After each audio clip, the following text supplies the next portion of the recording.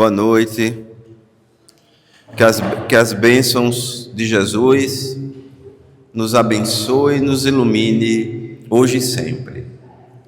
Eu sei que todos nós estamos muito felizes pela oportunidade de nos encontrarmos aqui reunidos. Bom, o nosso tema de hoje, o céu e o inferno ou a justiça divina, segundo o Espiritismo, é uma das obras mais magníficas da codificação. E me traz grandes recordações porque o codificador, como sempre, à frente do seu tempo, vai nos trazer muitas informações que foram um impacto muito grande na época. Ele vai fazer uma abordagem filosófica do céu e inferno, vai nos trazer e resgatar algumas teorias da época que, por incrível que pareça, vigoram até hoje. Porque vigora até hoje um dos maiores divulgadores do fanatismo, da intolerância, da covardia, que as pessoas chamam de Satanás, o diabo. E no livro Céu e Inferno, nós vamos encontrar um capítulo em que o codificador, ele vai nos trazer a origem em que a igreja nos retrata para a existência desse ser. Que a origem de Lúcifer é exatamente do cardeal arcebispo de Reims, na França, chamado Monsenhor Gosset. Por que eu começo por essa passagem? Porque nós vamos observar nessa passagem o pensamento lúcido, racional e à frente do seu tempo do codificador. Quando Monsenhor Gosset, ele traz a teoria de Lúcifer, ele vai afirmar que Lúcifer era um anjo bom, mas que invejou a Deus e criou um movimento para derrubar Deus. E Deus o baniu para as profundezas da terra, juntamente com aqueles que o seguiram.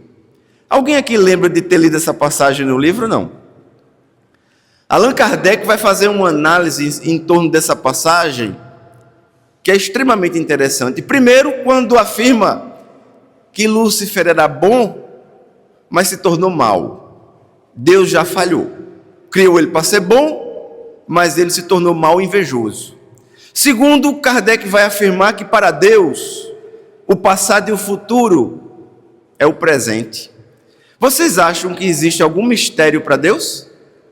Alguém aqui acha que existe um mistério para Ele? Não existem mistérios para Deus. Até porque nós, pela nossa limitação, não temos um conhecimento do que seja Deus, verdadeiramente. Se alguém um dia lhe perguntar, o que é que você entende por Deus? Qual é a resposta que geralmente nós trazemos? É a resposta do Livro dos Espíritos, é a inteligência suprema, causa primária de todas as coisas. É uma definição muito distante, mas possível, do que é Deus. Porque nossas estruturas limitadas e atrasadas não tem como compreender a Deus. Porque a Terra é um mundo de provas e mais inferior do que a Terra, só os mundos primitivos. Só os mundos primitivos. E na escala espírita nós colocamos acima da Terra 3 estágios de mundos. Os mundos de regeneração, os mundos ditosos ou felizes, não é assim? Nós ainda estamos muito distantes desse processo. Entre os espíritos mais elevados, eles compreendem a Deus. Nós não temos como compreender a Deus ainda. Nós só entendemos que é o Senhor de tudo e que nos ama profundamente e ama você e a mim da mesma forma que Ele ama uma minhoca. Porque uma minhoca, um verme, qualquer ser desse planeta ou do universo é criação divina. Eu lembro muito do Chico fazendo uma referência que eu achei hilária. Francisco Canto Xavier, se sentindo muito pequeno, diante de uma dificuldade que ele enfrentava, Emmanuel o repreende. Ele se dirige a Emmanuel e fala assim: eu também me sinto nesses momentos como se eu fosse um verme. Emmanuel olha para ele e mais uma vez o repreende, falando: Chico, nunca mais use um verme para se diminuir, porque os vermes têm uma importância muito grande na nossa criação. Era Emmanuel falando para ele que nós não podemos usar um verme como motivo de baixeza, porque eles também cumprem um ordenamento divino. Todos os seres que existem, tudo que foi criado pela divindade, tem uma razão de ser. As estruturas invisíveis aos nossos olhos, que só podem ser vistas com os auxílios de aparelhos eletrônicos. E os invisíveis espirituais. Vivemos em um mundo onde nos interrelacionamos. Na época do codificador, ele vai trazer um pensamento profundamente lúcido para nos falar que esse ser maravilhoso, que nós chamamos de Deus, não criaria um ser destinado eternamente para o mal, para nos perseguir. Jamais o faria. Quando Jesus, na Palestina, falava em Satanás e usava essas expressões, é porque o significado hebraico tem uma outra origem. Não é o significado daqueles que os que se dizem cristãos resgataram. Não tem o mesmo significado. Significa gênio do bem, gênio do mal. São vários os significados. Quando Pedro se aproxima de Jesus e tenta dissuadir Jesus da cruz, Jesus olha para Pedro e fala: afasta-te de mim, Satanás. Por acaso não devo tomar do cálice que meu pai preparou para mim? Porque Pedro, sob a influência dos maus espíritos, não do Satanás, nem do diabo, mas dos espíritos das sombras, que foram os espíritos dos homens que viveram aqui na terra, e de outros que são oriundos de outros mundos que reencarnaram aqui.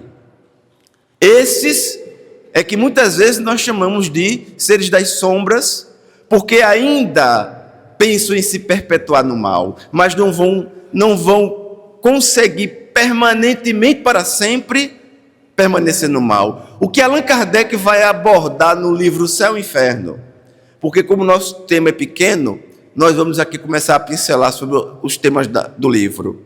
O que Allan Kardec vai nos resgatar é um entendimento desse processo espiritual que não é simplório, como as religiões tradicionais fizeram.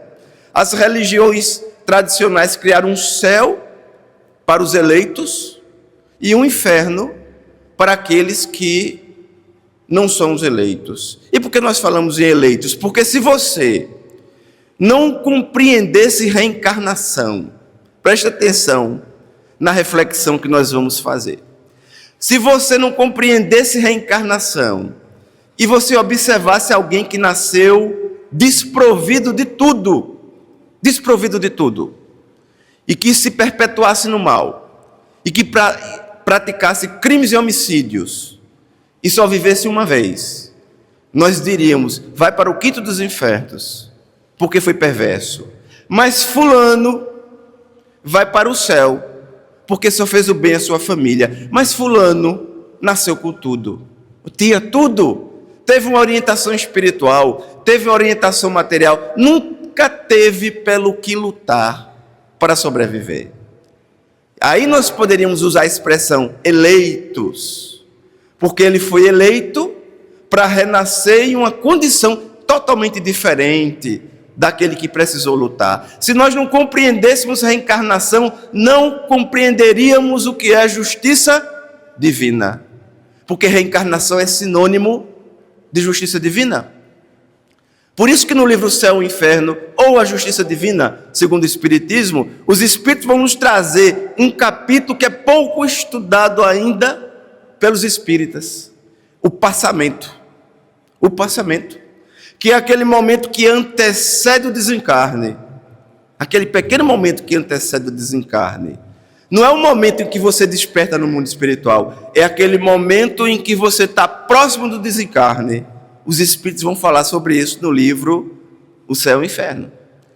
E quando nós falamos aqui da teoria do Monsenhor Gousset, Allan Kardec vai desmanchar a existência desse ser criado eternamente para o mal, que até hoje, tudo que as pessoas fazem, afirmam que foi inspiração dele.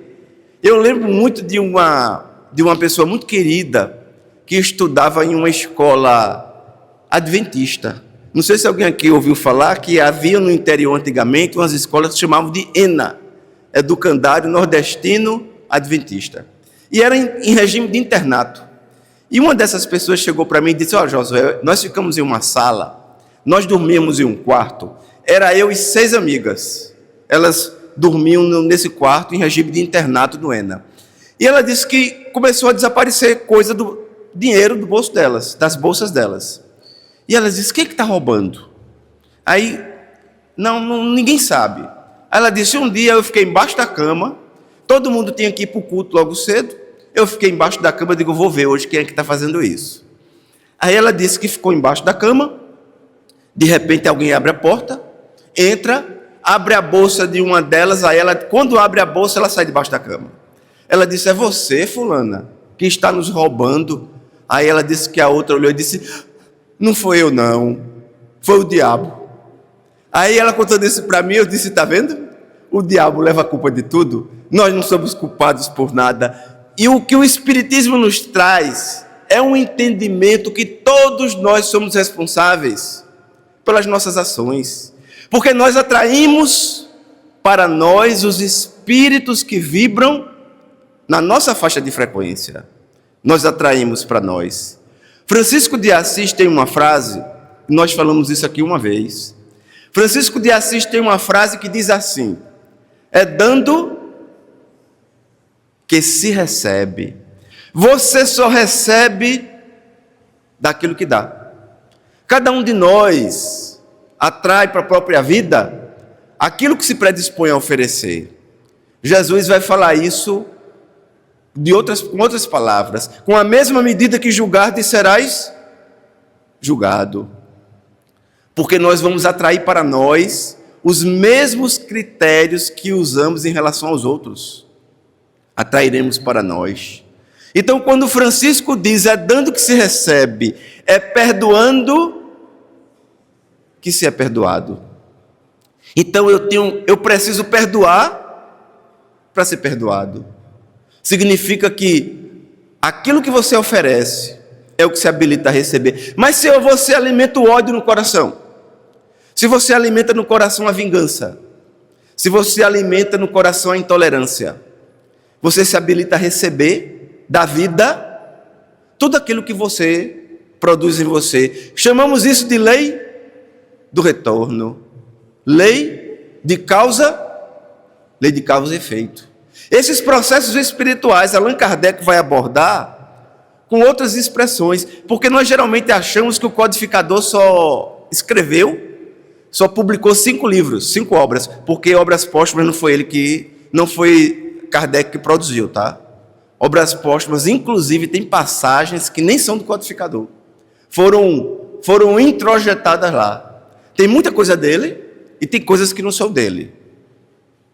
São 5 livros que Kardec vai trazer? Não. Kardec vai trazer 12 coleções da Revista Espírita. São 12 revistas espíritas. Tem muito conteúdo informativo da Revista Espírita e muito espírita não conhece. Muito espírita não lê. Mas a Revista Espírita é extremamente rica. No livro O Céu e o Inferno, nós vamos encontrar uma segunda parte que se chama Exemplos. Essa parte, eu acho que se você abrir, você vai achar interessante. É uma das mais interessantes, porque são depoimentos de espíritos felizes. Nós vamos encontrar ali espíritos felizes, espíritos em condições medianas, criminosos arrependidos, suicidas, expiações terrestres, espíritos endurecidos. Essa é uma das partes mais interessantes. Porque a maioria das pessoas que eu conheço, eu não sei vocês. Mas deixa eu perguntar aqui. Alguém aqui já leu ou folheou o livro Céu e Inferno? Quem já folheou, por favor, levante a mão. Perfeito. Muitos espíritas não conhecem a codificação. E principalmente o livro Céu e Inferno, que é o 4º livro da codificação. Quando Kardec traz essa obra, é uma obra que vai fazer uma abordagem e um processo espiritual do mundo espiritual, no campo filosófico espiritual, mas vai nos incentivar a compreensão do processo da reencarnação e da vida no mundo espiritual. E nós, quando abrimos o capítulo de exemplos, eu lembro muito que o primeiro livro espírita que eu li na minha vida, eu não sei vocês, mas a primeira vez que eu vi um livro espírita, olha, eu tenho 57 anos. Eu tenho 57 anos. A primeira vez que eu abri um livro espírita, eu tinha 18. Faz um pouquinho de tempo, não faz? Eu tinha 18, a primeira vez que eu abri um livro espírita. E esse livro espírita que eu abri, ele ajudou a transformar a minha vida até hoje. Eu posso falar para você sem exagero, que o espiritismo salvou minha vida. Eu posso falar isso para você com toda a sinceridade. O espiritismo salvou minha vida. Porque eu tive uma formação muito complexa, muito difícil. Eu já fui materialista e já fui muitas vezes no passado coisas que eu não gostaria nem de falar aqui. E o espiritismo fez uma profunda renovação no meu pensamento, não da noite para o dia, porque ninguém se transforma da noite para o dia. Mas ao longo dos anos, nós vamos aprendendo, nós vamos nos transformando. A perspectiva que os espíritos trazem para nós é que você hoje não seja mais a mesma pessoa que você era há 10, 15, 20 anos atrás. Você não seja mais a mesma pessoa. Mas que você seja hoje alguém com uma compreensão espiritual da bondade divina. E esse ser que nós chamamos de Deus, com tanta bondade, mas com tanta sabedoria e justiça divina, ele nos coloca, cada um de nós, de acordo com as nossas perspectivas e compreensão espiritual. Então, quando nós vamos observar o livro Céu e Inferno, em um capítulo que fala de espíritos felizes, nós vamos identificar aqueles espíritos que, através dos seus processos de reencarnação, enfrentaram duras provas, mas que tinham um aspecto que os diferenciava no coração. O sentimento do amor e da compaixão. O sentimento do amor e da compaixão é o que verdadeiramente nos coloca como cristãos. Como faz falta compreender Jesus. E eu falo isso aqui para você, não afirmando que eu compreendo Jesus, não afirmando que nós espíritas somos os donos da mensagem, não. Nós falamos que o que nos torna cristãos não é o fato de estarmos aqui, num templo, numa igreja. O que lhe torna cristão é o seu sentimento no coração. É como você olha para o seu irmão, é como você olha para a sua irmã, é como você sente empatia com a dor e a dificuldade daqueles que sofrem. Eu vou aqui fazer uma reflexão aqui com vocês, e eu gostaria que vocês me seguissem nessa reflexão, tá bom? Vai ser uma reflexãozinha bem rápida. Na semana passada, nós participamos de um evento da campanha do quilo, não foi isso, Daniel? Nós participamos de um evento da campanha do quilo. E eu não conhecia tão bem a campanha do quilo. Eu sempre observava a campanha do quilo, o trabalho das pessoas, o envolvimento, e eu passei a pesquisar a campanha do quilo. Eu disse, meu Deus, a campanha do quilo é uma das tarefas que mais nos aproxima dos amigos espirituais. E eu vou contar para vocês a história de uma pessoa que falou para mim de uma vivência dela na casa espírita do trabalho e da campanha, tá bom? Eu conheci há muitos anos atrás uma pessoa aqui na região metropolitana do Recife que tem muitos recursos financeiros. E ele disse para mim assim: Josué, eu sou uma pessoa que sofro muito. Eu sofri muito porque eu vivi em psiquiatra e psicólogo. Psiquiatra, psicólogo. Com muitos problemas emocionais. Bebia, usava droga, fez de tudo para sentir paz na alma. Ele disse: eu não sentia. E ele é uma pessoa que tem tanto recurso que eu disse até brincando, às vezes quando você quer conversar com alguém, você diz assim: vamos tomar um cafezinho para a gente bater um papo? Eu não sei se vocês gostam de um cafezinho. Vocês gostam? É bom, não é? Vamos tomar um cafezinho para conversar, falar da vida?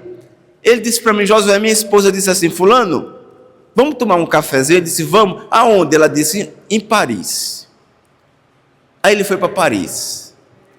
Eu até brinquei para ele, eu disse: depressão em Paris deve ser melhor do que em Recife, né? Aí ele disse: Josué, eu fui para Paris. E lá, em um café de rua, observando a torre, ele disse que a esposa olhou para ele e disse: aí, meu filho, você está melhor? E ele disse que as lágrimas escorriam dos olhos, porque ele não estava melhor. Ele estava até pior. Porque quando você guarda uma dor e um sofrimento no coração, você pode ir para qualquer lugar. Aonde quer que você vá, a dor acompanha você.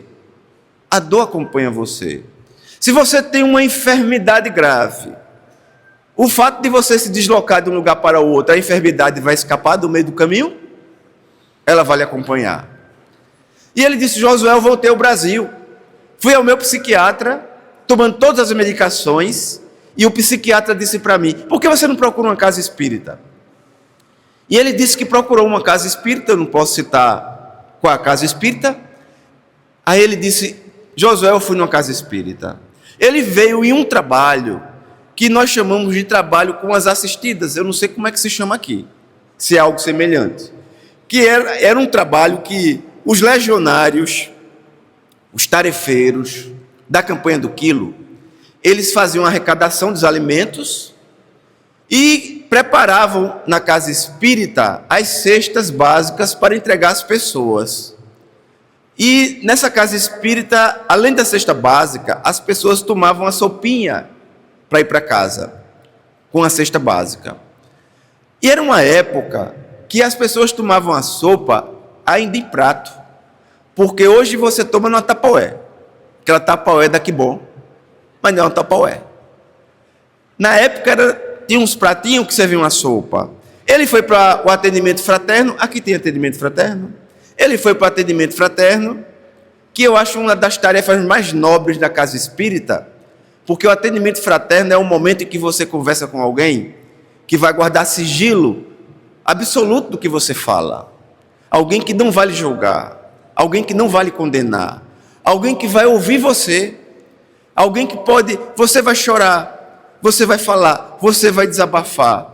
Os amigos espirituais que lhe acompanham vão estar presentes. O atendimento fraterno é um dos trabalhos mais grandiosos na casa espírita. Pode chamar atendimento fraterno, acolhimento fraterno, seja lá o que for fraterno, tudo que é fraterno é bom. Não é bom?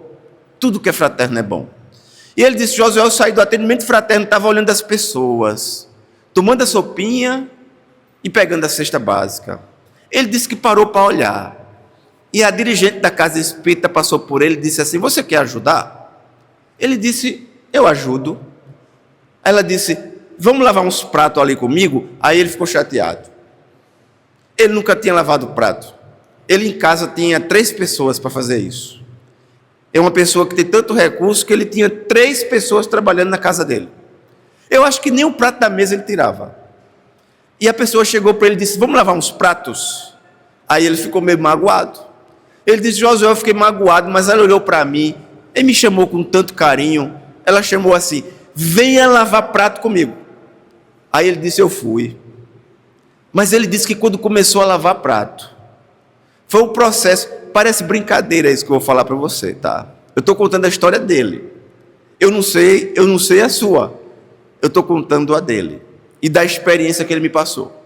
Ele disse: Josué, quando eu comecei a lavar prato, meio enrolado e atrapalhado, ele disse: eu senti uma felicidade batendo na minha porta, algo que eu nunca havia experimentado na minha vida. E eu comecei a lavar.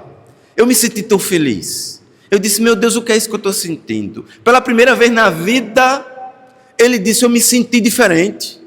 E eu disse para ele: mas você sabe o que você sentiu, meu irmão? Foi a presença dos espíritos amigos, trabalhadores da casa, conectando com você e oferecendo para você um pouquinho de uma felicidade que não tem na farmácia para comprar. Que, com todo respeito, as medicações, os psicotrópicos são importantes. Todas as medicações são inspiradas por Deus.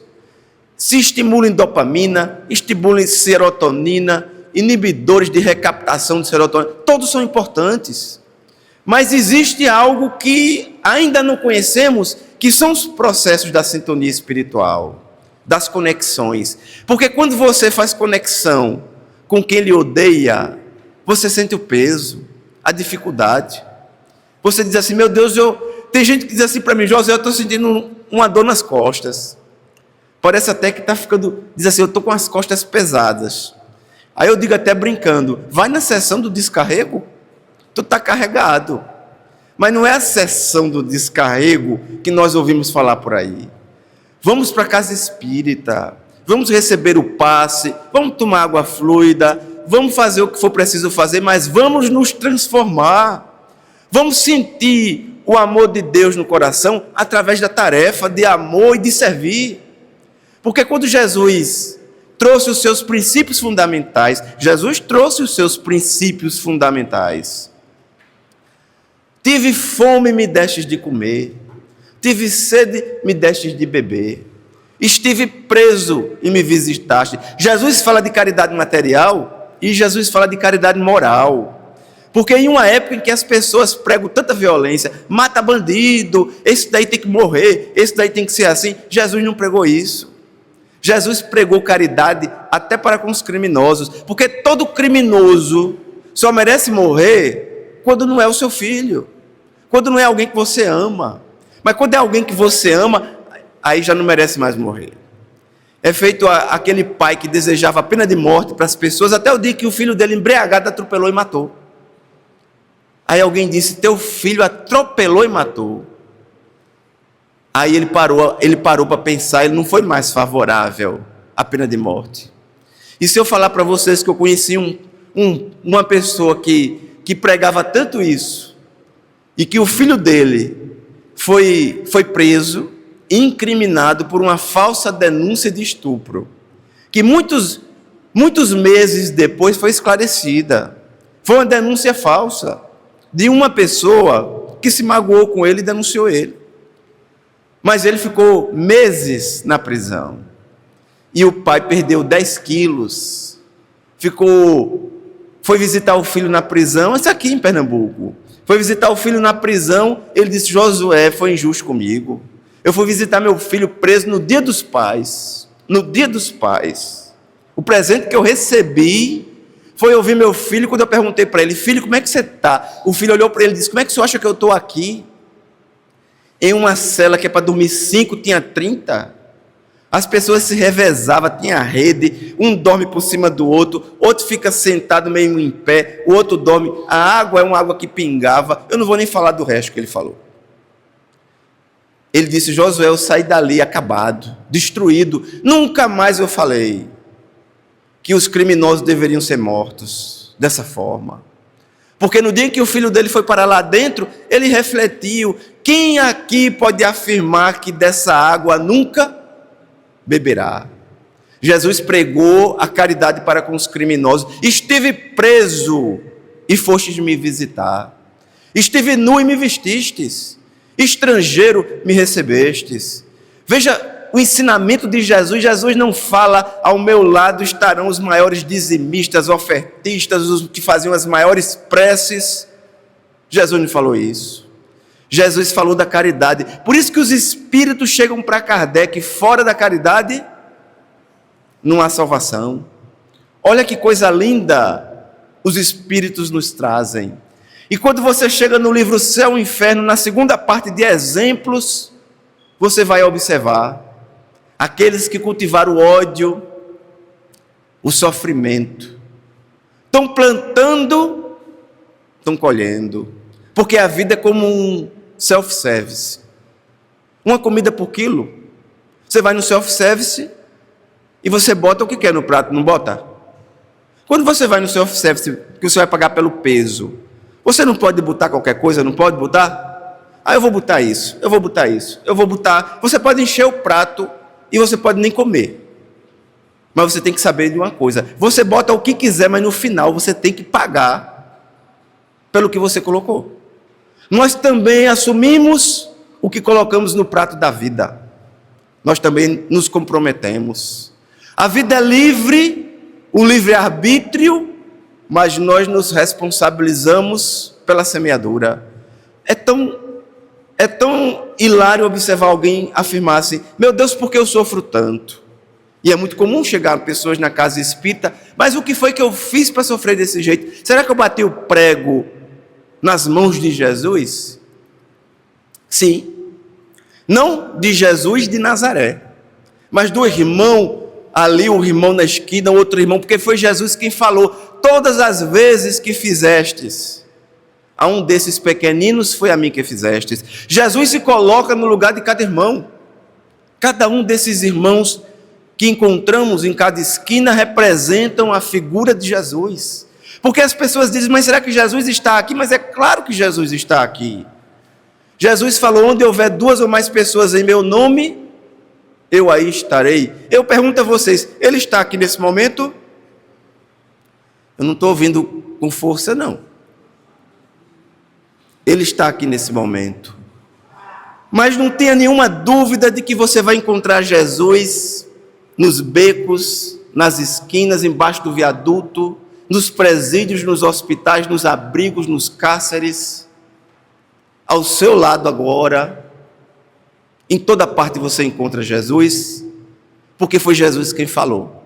Jesus é um espírito de uma elevação tão grande que ele vai nos ensinar que tudo que você faz a alguém, você está fazendo para ele. Porque tudo que você faz para alguém, você faz para si mesmo. A compreensão espiritual dos ensinamentos de Jesus é tão grande que quando os espíritos chegam para Kardec e falam para ele: cabe a você resgatar, através da sua coragem, resgatar o cristianismo redivivo. Redivivo por quê? Porque estava morrendo. O cristianismo estava sendo vilipendiado pelos séculos de cruzada, de inquisição, de guerra santa, de matar em nome de Deus, dos mercadores do templo, os mesmos mercadores do templo que perseguiram Jesus. Lembram de Jesus diante do templo de Jerusalém? Transformaram a casa do meu pai em um covil de ladrões, se referindo aos sacerdotes que se serviam da fé para enriquecer.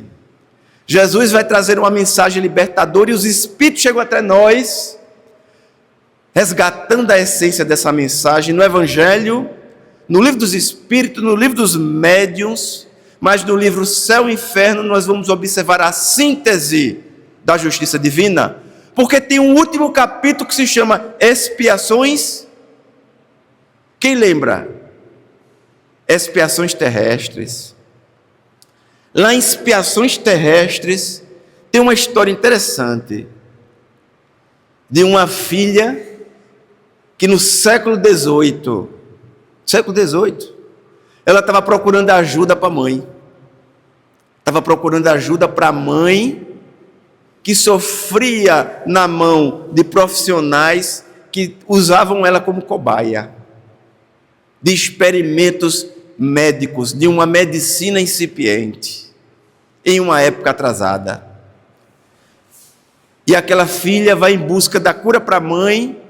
Eu falei que foi no século XVIII, mas não foi no século XVIII, foi no século XIX.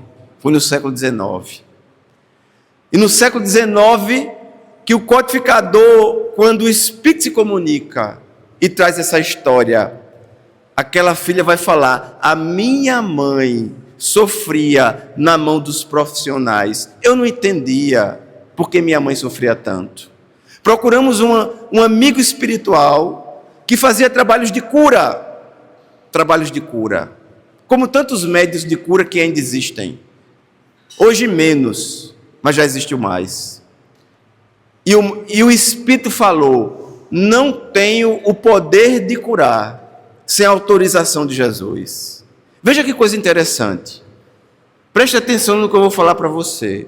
Não tenho o poder de curar sem a autorização de Jesus. A tua mãe, minha filha, em vidas passadas, trabalhou também junto aos que sofrem, multiplicando a dor. Ela utilizava as pessoas como instrumentos de teste. Muitas famílias se desesperaram, sofrendo dores atrozes com ela. Ela reencarna e pede para resgatar tudo de uma vez. Por isso que não deves pedir a cura para tua mãezinha, mas pedir a ela força para resistir até os seus últimos momentos. E traz uma frase que eu não esqueci mais.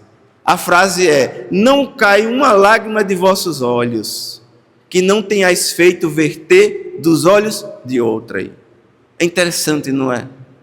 Nós nunca choramos as lágrimas dos outros. Nós choramos as nossas lágrimas que são pertinentes a nós. Nenhuma dor bate na nossa porta que não tem uma razão de ser. Mas não quer dizer que a dor bate na sua porta e você precise curtir a dor.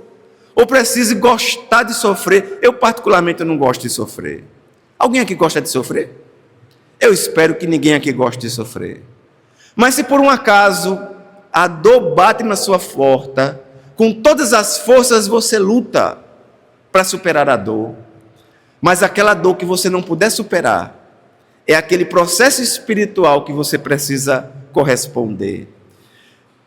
A médium Maíse Braga e palestrante Maíse Braga conta que na Comunhão Espírita de Brasília, ela acompanhou um caso emblemático de uma mulher que procurou a casa espírita para se tratar de uma enfermidade espiritual e material.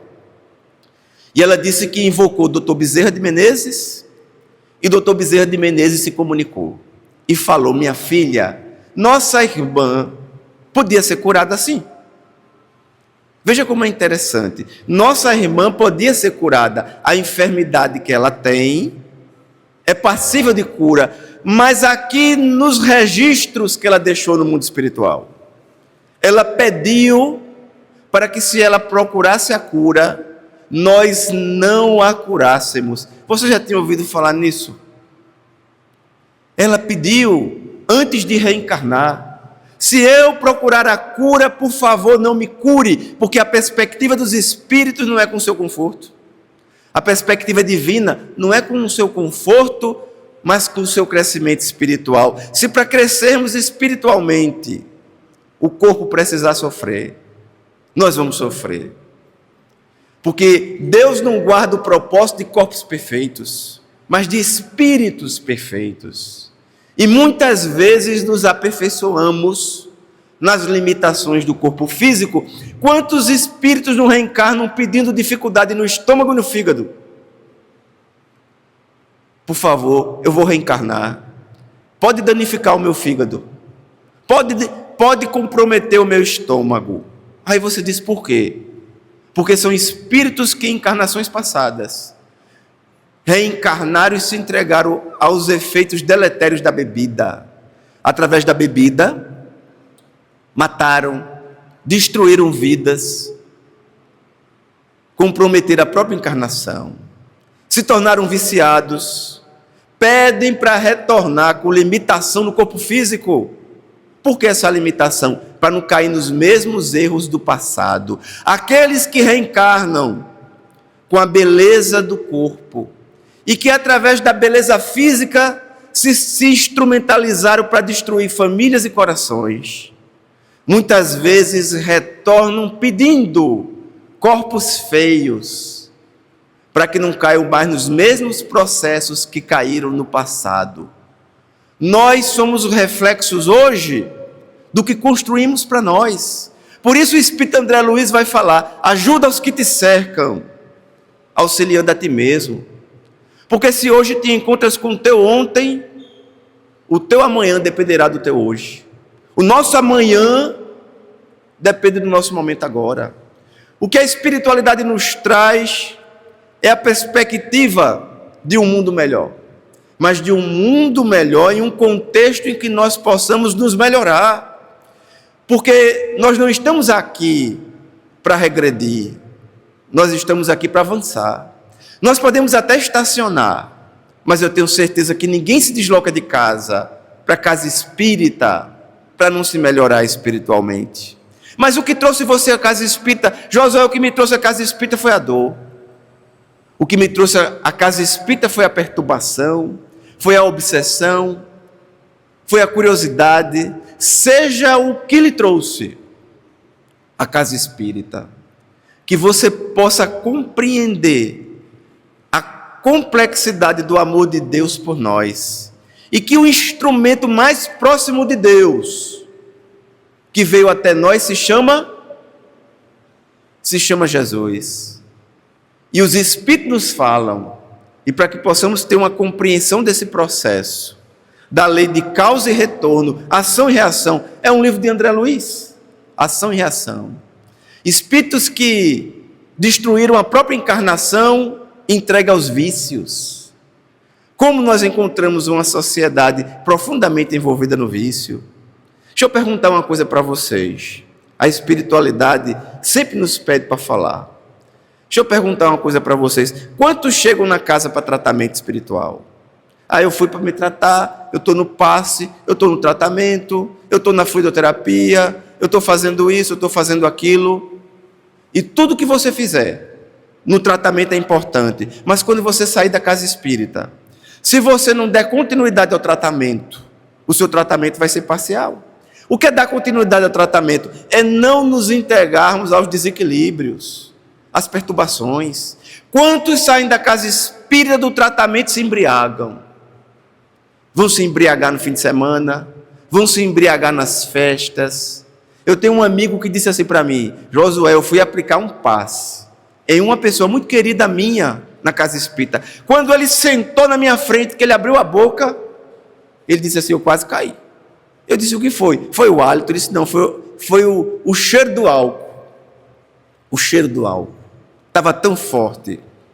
E eu não repreendi nem disse nada. Mas o irmão sabe, nós não podemos nos entregar a esses processos que nos escravizam, que nos adoecem. Então, por que tantos espíritos pedem reencarnações com dificuldade? Porque eles sabem que muitas vezes são as dificuldades que nos aproximam de Deus.